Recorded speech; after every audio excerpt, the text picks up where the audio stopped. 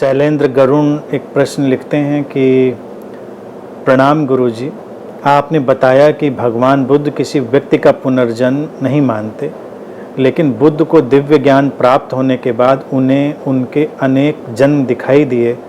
जातक कथाएं उनके जन्म की बताई जाती हैं।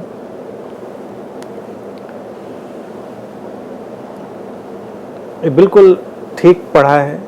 जातक कथाएं भगवान के बुद्ध के जन्मों की कथाएं बताई जाती हैं। बुद्धों के जीवन में जो लिटरेचर होता है, उस लिटरेचर को अक्षर से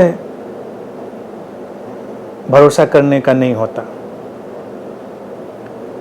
जो बुद्ध अपनी देशना देते हैं उसको समझें,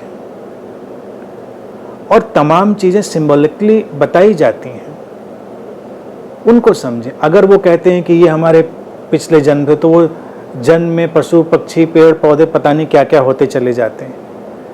सिंबॉलिकली कहने का मतलब होता है एक्सपेंशन, फ्लो ऑफ लाइफ। ये लाइफ फोर्स अनेक अनेक रूपों में ढलता हुआ आगे बढ़ता है। इंडिविजुअल नहीं, इम्पर्सनल कॉन्शियसनेस, अवैयक्तिक चेतना आगे बढ़ती है, अनेक रूपों में ढलती है। आज बुद्ध के इस रूप में ढली है तो कोई उसमें फर्क नहीं पड़ता।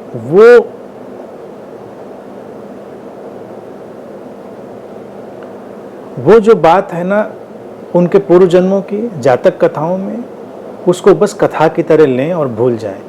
जैसे जे कृष्णमूर्ति आधुनिक समय में देखें, उनका थियोसॉफिकल सोसाइटी वालों ने उनको लिया और उनके साथ अपना एक प्रयोग शुरू किया।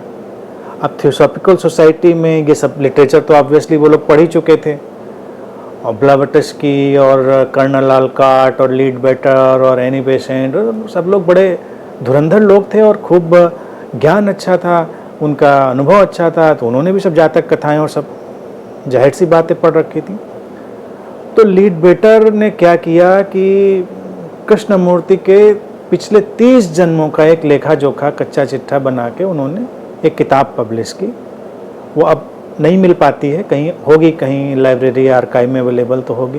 30 पास्ट लाइफ्स ऑफ अल्कियोनी। अल्कियोनी उन्होंने एक अम्ब्रेला नेम दिया था जे कृष्णमूर्ति का। 30 पिछले जन्म, और बाद में कृष्णमूर्ति जी ने सबको रबिश कह के कैंसिल कर दिया। अब क्यों बनाया लीड बेटर ने? क्योंकि लोग उन बातों में यकीन करते, लोग उन बातों से प्रभावित होते हैं और उनको लगता है कि ये जो आज व्यक्ति आया है ये कितना महत्वपूर्ण है, क्योंकि ये रह चुका था, ऐसे ऐसे जन्म हुए थे। जन्म की धारा देखिए आगे बढ़ती है। भगवान बुद्ध का बड़ा काम इंट्रिकेट था। वो कहते हैं व्यक्ति का पुनर्जन्म नहीं होता, यानी कि ये जो नाम है ये तो इसी स्थान और समय में डिजॉल्व हो जाएगा। जैसे अनंत श्री है, ये इस बॉडी माइंड का नाम है, डिजॉल्व हो जाएगा। अब आगे कोई अनंत श्री नहीं जाएगा, लेकिन क्या आगे कुछ भी नहीं जाएगा? एक प्रश्न ये खड़ा होता है। तो आगे जाएगा, कुछ जाएगा। वो हमारी एक्सप्लेनेशन में नहीं बंधता, बहुत मुश्किल है, इसीलिए उसके बारे में बातें छोड़ दी जाती हैं। लाइफ फोर्स आगे जाएगी, फिर कोई नया शरीर मन रचा जाएगा, फिर कोई नया बॉडी माइंड पैदा होगा, लेकिन वो अनंत श्री का कंटिन्यूएशन नहीं होगा। इस बॉडी माइंड का कंटिन्यूएशन नहीं होगा, इस एंटिटी का कंटिन्यूएशन नहीं होगा, उसकी निरंतरता नहीं होगी। लेकिन जीवन में एक निरंतरता है। तो ये जो जटिलता है, ये इंट्रिकेसी है, ये बुद्ध ने कही।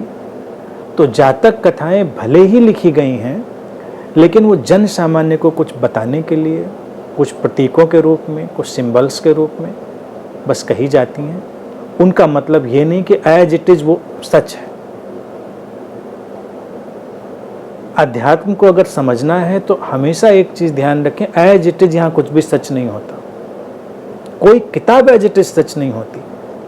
जो लोग देखिए किसी किताब को एज इट इज सच मानने लगते हैं, वो मिलिटेंट रिलीजन में कन्वर्ट हो जाते हैं, चाहे इस्लाम हो, क्रिश्चियनिटी हो, या जो भी हो, ये किताब है, बस इसमें जो लिखा यही सच है, तो फिर वो मिलिटेंसी पैदा हो जाएगी, वो आक्रामकता पैदा हो जाएगी।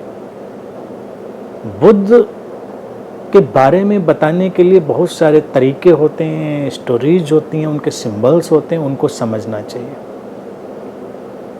ये एक इम्पर्सनल जर्नी है, अवैयक्तिक यात्रा है, इसको स्पष्ट रूप से समझ लें।